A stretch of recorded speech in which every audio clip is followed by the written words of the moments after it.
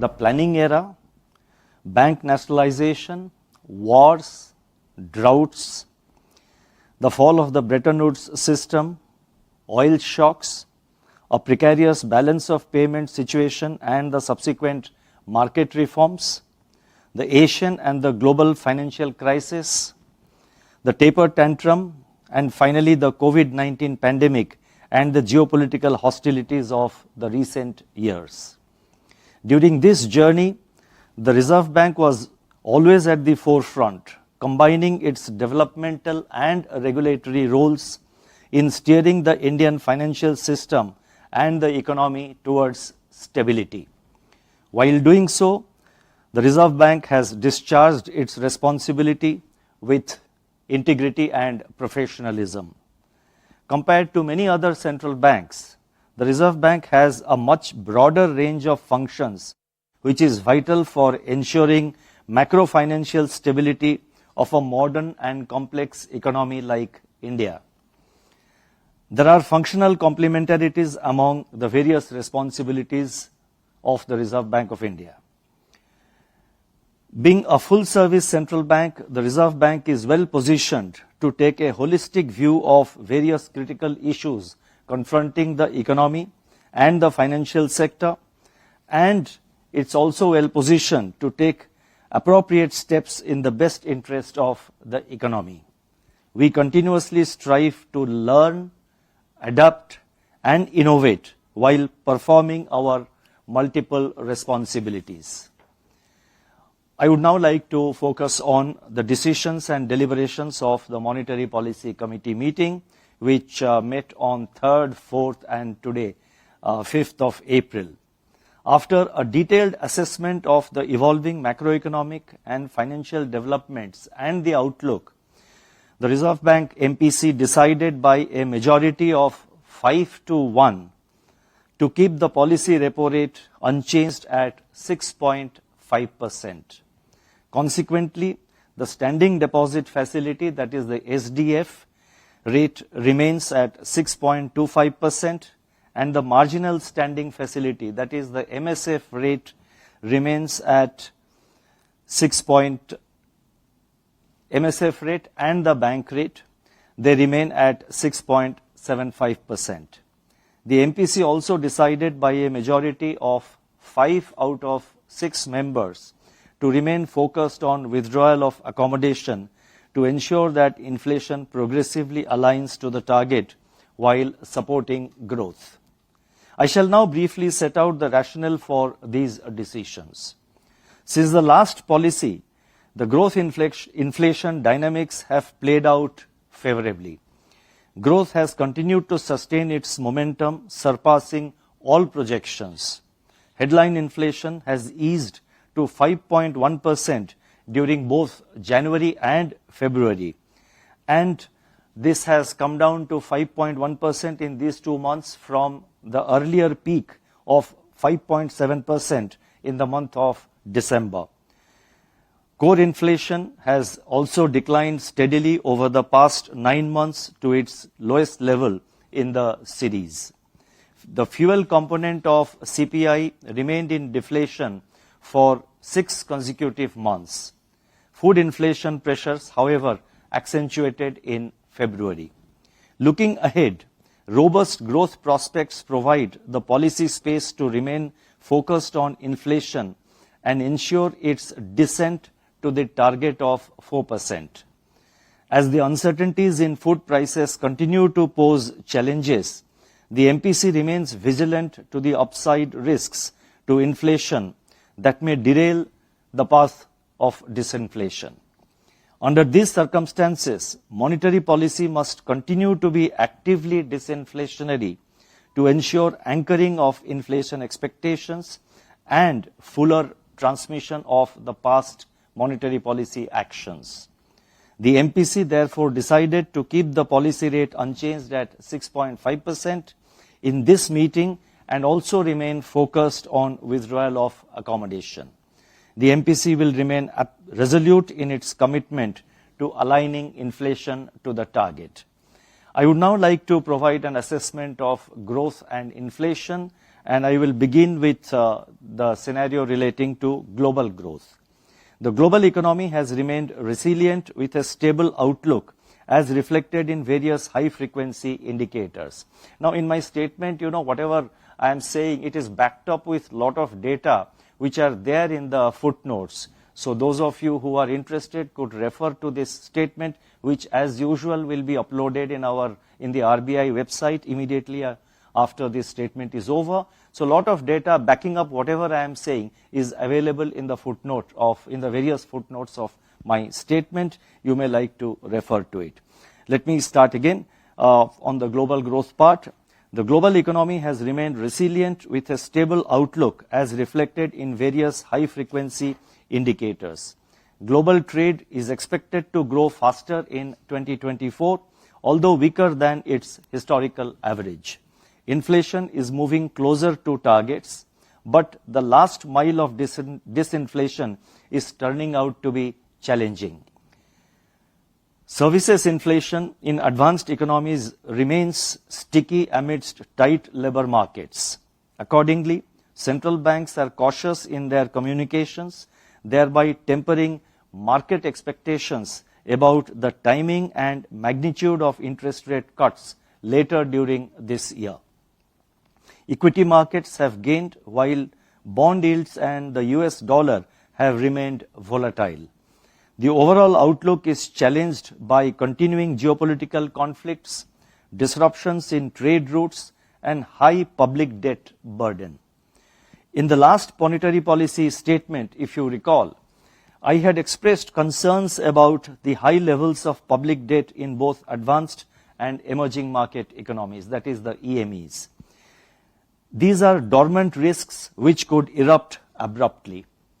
Debt to GDP ratio, which rose during the pandemic, remain elevated and are projected to increase further with rising interest burden and cost of borrowing, thus raising debt sustainability concerns. Worsening debt situation in advanced economies, in particular, can generate spillovers for the emerging market economies in the form of swings in capital flows and volatility in financial markets. The emerging market economies with rising levels of public debt in particular would be vulnerable to these spillover effects. Credible fiscal consolidation plans, particularly in major advanced economies, focusing on growth-enhancing investment would be necessary to address this challenge, not only for themselves, but also I think for the overall global economy. India, however, presents a different picture on account of its fiscal consolidation and faster GDP growth.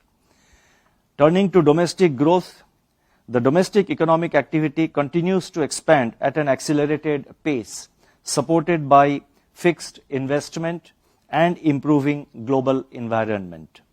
The second advance estimates placed the real GDP growth at 7.6% for 2023-24, the third successive year of 7% or higher growth.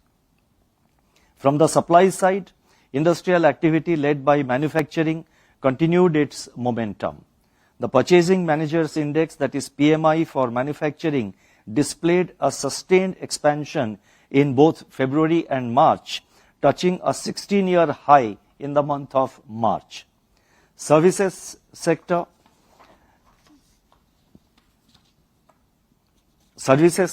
exhibited broad-based buoyancy with all sectors within the services sector registering strong growth.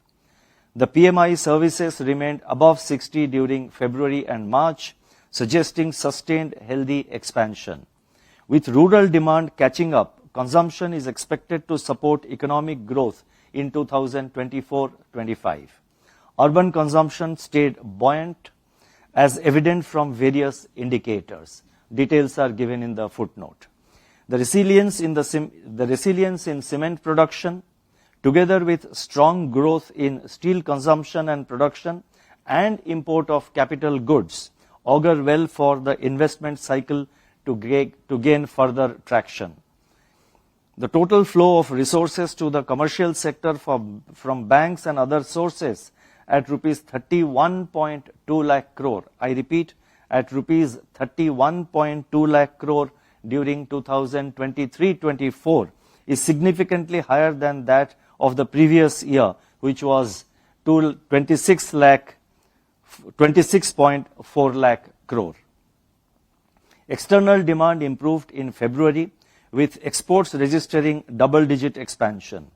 Trade deficit, however, widened in February as imports also accelerated. Going forward, the outlook for agriculture and rural activity appears bright, with good Rabi wheat crop and improved prospects of Kharif crops due to expected normal southwest monsoon. Strengthening of rural demand, improving employment conditions and informal sector activity, moderating inflationary pressures, and sustained momentum in manufacturing and services sector should boost private consumption. Let me read this sentence again because there are quite a few points in this.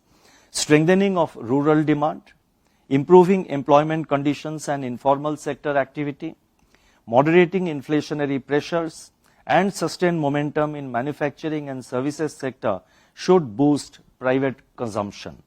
As per our survey, consumer confidence 1 year ahead reached a new high. The prospects of investment activity remained bright owing to upturn in private capex cycle becoming steadily broad-based. Persisting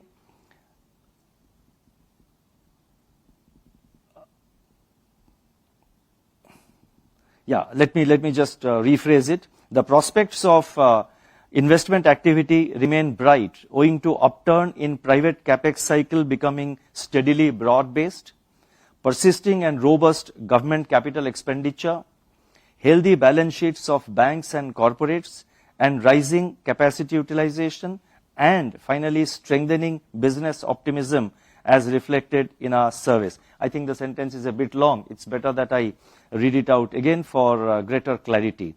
And sorry about that, but I think it provides greater clarity. The prospects of investment activity remain bright owing to upturn in private capex cycle becoming steadily broad-based, persisting and robust government capital expenditure, healthy balance sheets of banks and corporates, rising capacity utilization, especially in the manufacturing sector, and strengthening business optimism as reflected in our surveys. Improving global growth and trade prospects, coupled with our rising integration in global supply chains, are expected to propel external demand for goods and services. The headwinds from protracted geopolitical tensions and increasing disruptions in trade routes, however, pose risks to the overall outlook. Taking all these factors into consideration, the real GDP growth for the current financial year 2024-25, which started on 1st April, the real GDP growth for 24-25 is projected at 7%, with Q1 at 7.1%, Q2 at 6.9%, and both Q3 and Q4 at 7% each. The risks are evenly balanced.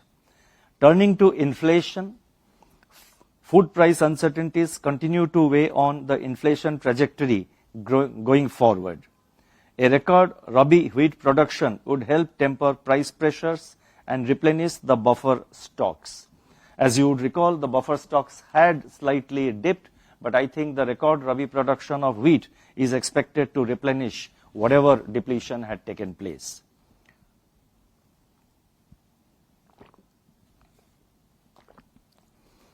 Moreover, early indication of a normal monsoon augurs well for the Kharif season. International food prices also remain benign. The tight demand-supply situation in certain categories of pulses and the production outcomes of key vegetables warrant close monitoring, especially in the background of the forecast of above normal temperatures in the coming months. And these above normal temperatures, as per the current forecast, are expected to prevail in April, May and June, and not beyond June. That is the current forecast. Frequent and overlapping adverse climate shocks pose upside risks to the outlook on international and domestic food prices. Cost push pressures faced by firms are seeing an upward bias after a period of sustained moderation. Deflation in fuel is likely to deepen in the near term, following the cut in LPG prices in the month of March. Notwithstanding the cut in petrol and diesel prices in mid-March, the recent uptick in crude oil prices, especially in the recent few days, they need to be very closely monitored. Continuing geopolitical tensions also pose upside risk to commodity prices and supply chains. Assuming a normal monsoon next year, CPI inflation when I say normal monsoon for next year, I mean the current year 24-25. CPI inflation for the current year 24-25 is projected at 4.5%. I repeat, CPI inflation for the current year 24-25 is projected at 4.5%, with Q1 at 4.9%, Q2 at 3.8%, Q3 at 4.6%, and Q4 at 4.5%. The risks are evenly balanced. Now, what do these inflation and growth conditions mean for monetary policy? I have explained the growth situation, I have explained the inflation scenario. Synthesizing everything, what does it mean? What implications it has for monetary policy? And that is precisely what I would like to explain now. Inflation has come down significantly but remains above the 4% target. Food inflation continues to exhibit considerable volatility, which is impeding the ongoing disinflation process. High and persistent food inflation could unhinge anchoring of inflation expectations, which is underway. Our ongoing effort is to ensure fuller transmission of policy actions and anchoring of household inflation expectations. The strong growth momentum, together with our GDP projections for 24-25, give us the policy space to unwaveringly focus on price stability. Now, 2 years ago, around this time, when CPI inflation had peaked at 7.8% in April 2022, the elephant in the room was inflation. The elephant has now gone out for a walk and appears to be returning to the forest. We would like the elephant to return to the forest and remain there on a durable basis. In other words, it is essential in the best interest of the economy that CPI inflation continues to moderate and aligns to the target on a durable basis. Till this is achieved, our task remains unfinished. The success in the disinflation process so far should not distract us from vulnerability of the inflation trajectory to the frequent incidence of supply-side shocks. Our effort is to ensure price stability on an enduring basis, paving the way for sustained period of high growth. I would now like to turn to the aspect of liquidity and financial market conditions. In the February monetary policy statement, if you recall, I had mentioned that liquidity conditions were driven by exogenous factors which were likely to correct in the foreseeable future. Liquidity conditions eased during February and March in the wake of increased government spending, Reserve Bank's market operations, and the return leg of US dollar and Indian rupee sale by swap auction, which had been done earlier in 2022. In particular, liquidity situation improved in March, with system liquidity turning intermittently surplus in the first half of the month. In these circumstances, the Reserve Bank conducted 14 fine-tuning variable rate repo operations, that is VRRR operations, during February and early March to absorb intermittent surplus liquidity. Anticipating the seasonal tightening of liquidity at end March, the Reserve Bank injected liquidity through variable rate, that is VRR operations, both main and fine-tuning operations. Consequently, the average borrowings under the MSF window moderated. Liquidity conditions have, however, again turned surplus from March 30th, necessitating VRR auctions from 2nd of April. So you would have noticed in the last 2-3 days, we have been conducting more than one VRR auctions. On 2nd April, then again we did it on 3rd April. So last 2-3 days we have been doing it. And today, as you know, there is a variable rate. There is a what you call as per our cycle we are doing VRR operation for 14 days. A VRR operation for 14 days. Now, reflecting these liquidity developments, the weighted average call rate, that is WACR, exhibited a softening bias and has hovered near the repo rate since the last policy meeting. In tandem, rates in the collateralized segment of the call money market have also softened. Financial conditions remained conducive as reflected in reduced term spread in the G-Sec market and stable risk premium in the bond market. In the credit market, monetary transmission continues to be work in progress. Looking ahead, the Reserve Bank will remain nimble and flexible in its liquidity management through both main and fine-tuning operations in both repo and reverse repo. We will deploy an appropriate mix of instruments to modulate both frictional and durable liquidity so as to ensure that money market interest rates evolve in an orderly manner that preserves financial stability. The Indian rupee has remained largely range-bound as compared to both its emerging market peers and a few advanced economies during the financial year 2023-24, that is till 31st March last. The Indian rupee was the most stable among major currencies during this period. This is very important.